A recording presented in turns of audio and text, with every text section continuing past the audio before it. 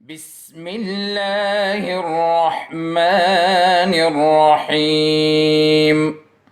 Assalamu alaikum and welcome back to another lesson of English subject for grade 3. Students, today we are moving on to question number 2 of part B, working with words. इस एक question में आपको 2 task दिए हुए हैं, इसलिए इसके लिए अलग लेक्चर रिकॉर्ड किया जा रहा है.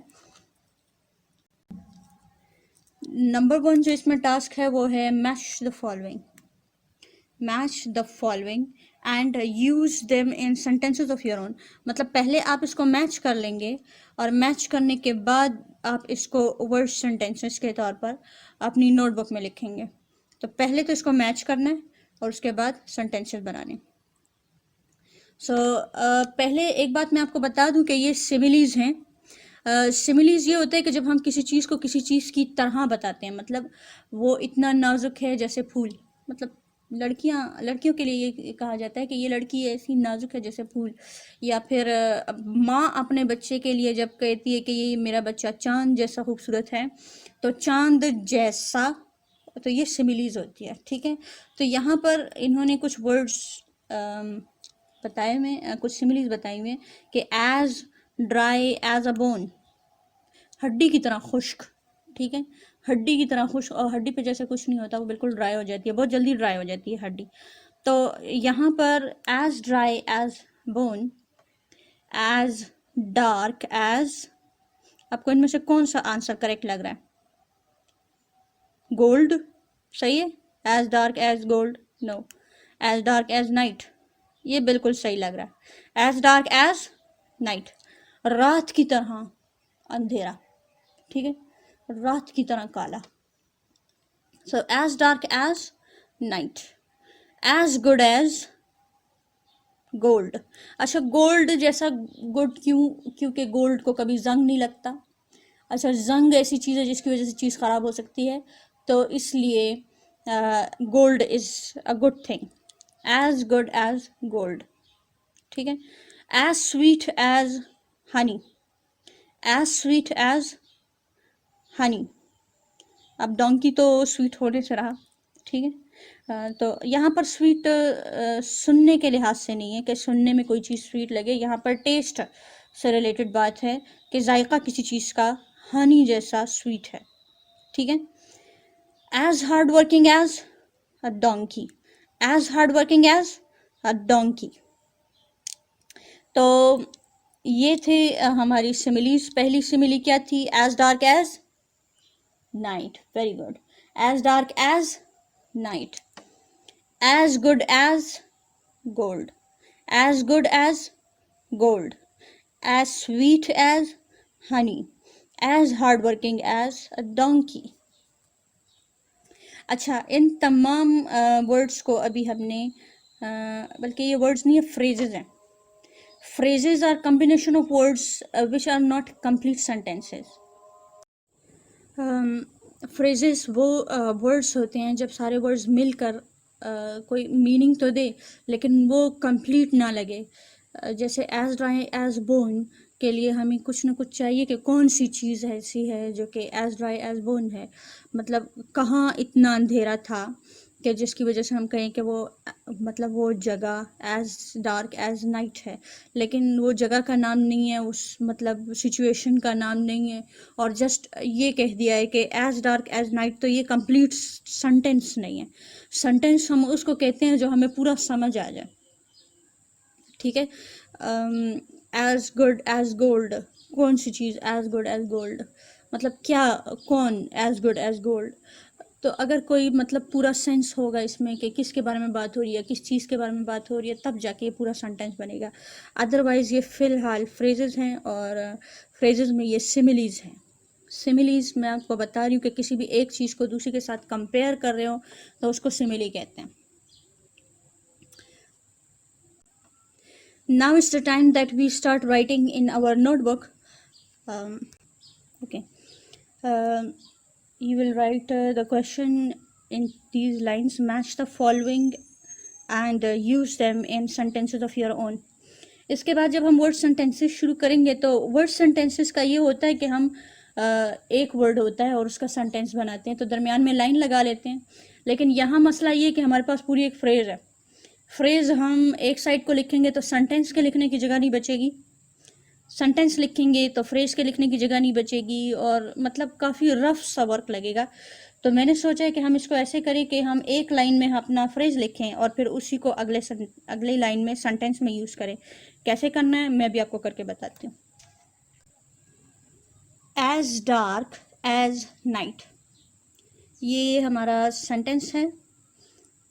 इस सेंटेंस का फ्रेज़ है एज डार्क एज नाइट, और यहाँ पर मैंने ये एरो लगाया क्योंकि ये ज़ाहिर बात है ये क्वेश्चन आंसर्स तो है नहीं कि मैं यहाँ आंसर लिखूँ, तो इसका सेंटेंस ये है तो इसलिए मैंने ये एरो लगा दिया।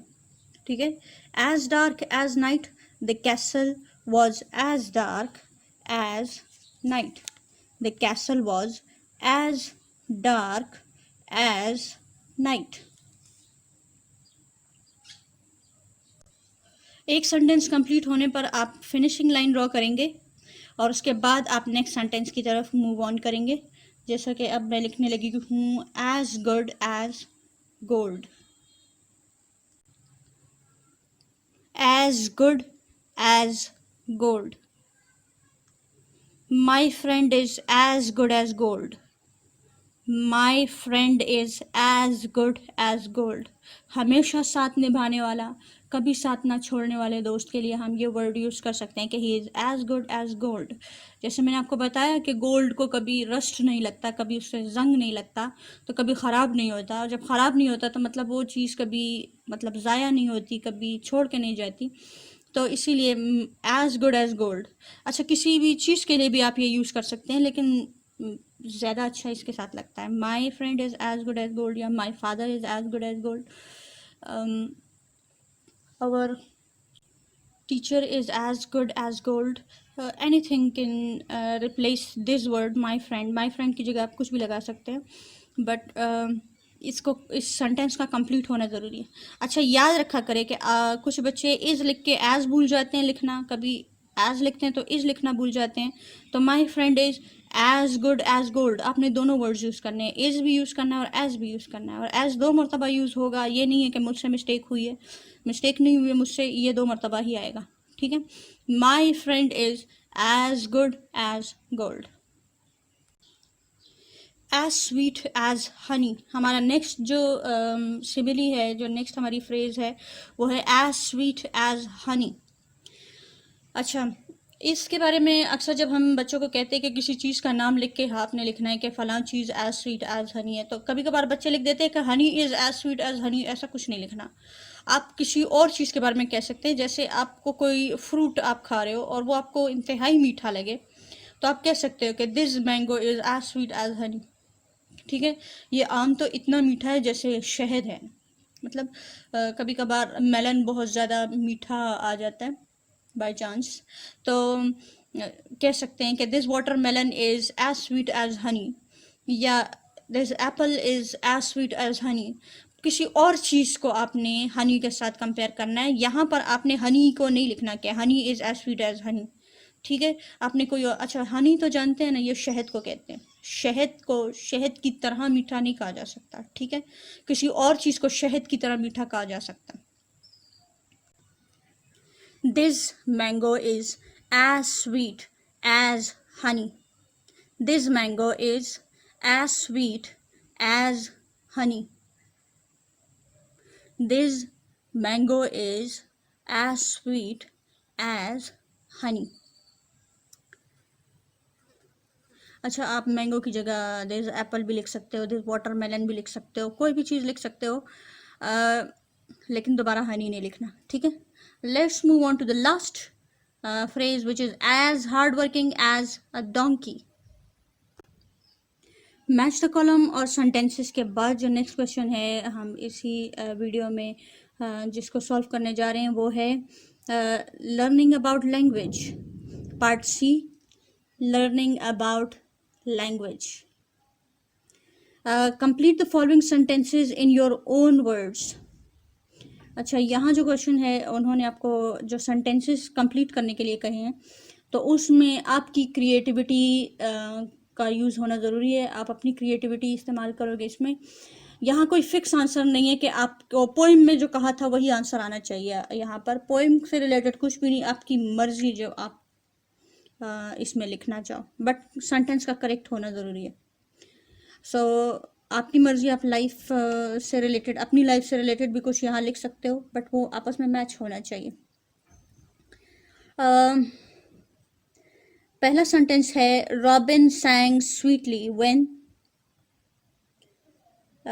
what when the days are long, when the days are long।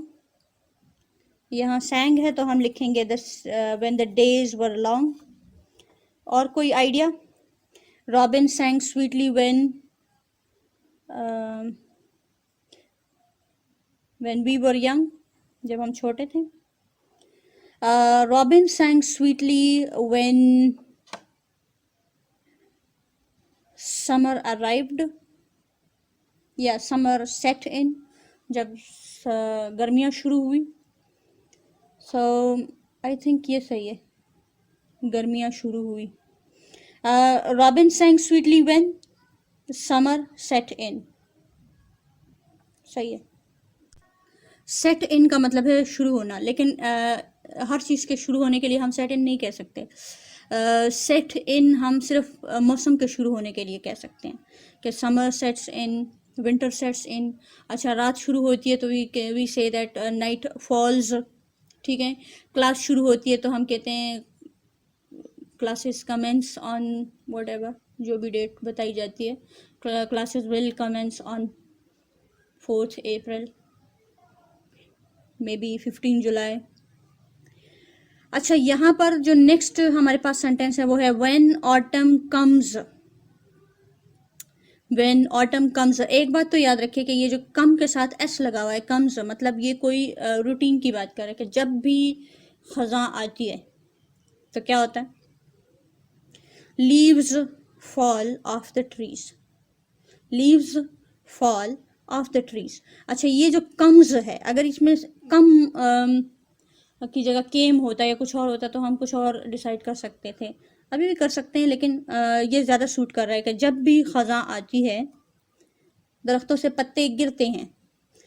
So the leaves fall off the trees, the leaves fall off the trees. Of का मतलब है यहाँ जो डबल एफ वाला ऑफ है, इसका मतलब है from the trees. The leaves fall from the trees.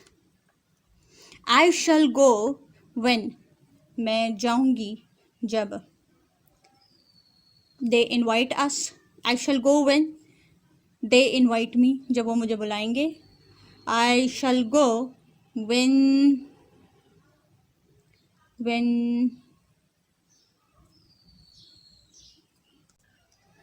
the school reopens, I shall go when the school reopens।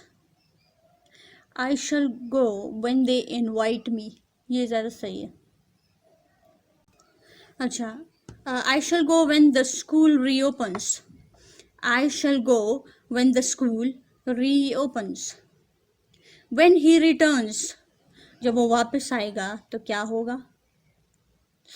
जब वो वापस आएगा, when he returns, we will celebrate, हम खुशियाँ मनाएंगे, ठीक है। when he returns, we will celebrate। when he returns, we shall celebrate। अच्छा, मैंने अभी बोला we will celebrate और लिखा मैंने we shall celebrate, तो इसकी रीज़न है we will celebrate। जब हम बोलते हैं तो मतलब हम लाजमन ऐसा करेंगे, ठीक है, मतलब करके ही छोड़ेंगे, तब हम वी विल लगाते हैं। अदरवाइज सिंपल सिचुएशन में हम वी के साथ विल नहीं लगाते, शल यूज़ करते हैं। अगर आपने वी के साथ विल लिख लिया तो सेंटेंस रॉन्ग नहीं है, ठीक है। आई विल गो अगर आप लिख देते हो, आई शल गो की जगह आई विल गो लिख देते हो, तो मतलब मैं ज़रूर जाऊँगी, लाजमन जाऊँगी, मतलब जाके ही छोड़ूंगी, तब जाके वो आई विल लिखा जाता है। अदरवाइज नॉर्मल सिचुएशन में आई के साथ शल यूज़ होता है। When he returns, we shall celebrate। when he returns, we shall celebrate। अगर हम इसको प्रेजेंट में ही रखते हैं व्हेन ही रिटर्न्स, जब वो वापस आता है, तो हम शल को ओमिट भी कर सकते हैं। वी सेलिब्रेट, हम खुशियाँ मनाते हैं। When he returns we celebrate. अब ये ज़्यादा सही हो गया। When he returns we celebrate, जब वो वापस आता है हम खुशियाँ मनाते हैं। ठीक है। Robin sang sweetly when summer set in। सैंग था इसलिए सेट की सेकंड फॉर्म ही रहने दी, कोई एस नहीं लगाया मैंने। When autumn comes, when autumn comes the leaves fall off the trees. I shall go when the school reopens. When he returns we celebrate, when he returns we celebrate. Next जो question हम इस lesson में आज discuss करने वाले हैं वो है listening and speaking. Listening and speaking, यहाँ पर हमने राइमिंग वर्ड्स ढूंढने हैं। राइमिंग वर्ड्स आप 2 क्लास से शुरू हो चुके हो इसको पढ़ना। राइमिंग वर्ड्स वो वर्ड्स होते हैं जिनकी आवाज़ सेम होती है। ठीक है, जैसे नीटली के साथ अगर मैं स्वीटली बोलूँ तो नीटली और स्वीटली हमें बिल्कुल एक जैसे सुनाई देते हैं। इनको हम आवाज़ वर्ड्स भी कहा जाता है, नीटली स्वीटली। अच्छा, मैं अब करने वाली हूँ क्या, मैं यहाँ इनके सामने लाइन ड्रॉ करने वाली हूँ और लाइंस पे हम इनके करेक्ट आंसर लिखेंगे। ठीक है, आप लोग भी अपनी पेंसिल्स निकाल लें और अपने स्केल्स निकाल लें और इनके सामने स्ट्रेट लाइंस लगा लें ताकि हम इस पे अपने आंसर्स लिख सकें। ये मैंने लाइंस लगा ली। अब आपने भी बिल्कुल ऐसी ही लाइंस लगानी है। जब तक आप लाइंस लगाते हैं तब तक वीडियो को पॉज कर ले। जब लाइंस लगा लें तो दोबारा वीडियो की तरफ आ जाए। अब इस पे हम इनके आंसर्स लिखने लगे हैं।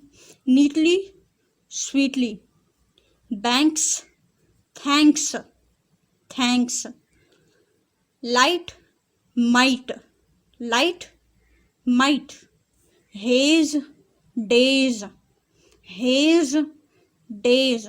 अच्छा, हेज किसे कहते हैं बाकी तो वर्ड आपको पता है इसलिए मैंने मीनिंग नहीं बताए।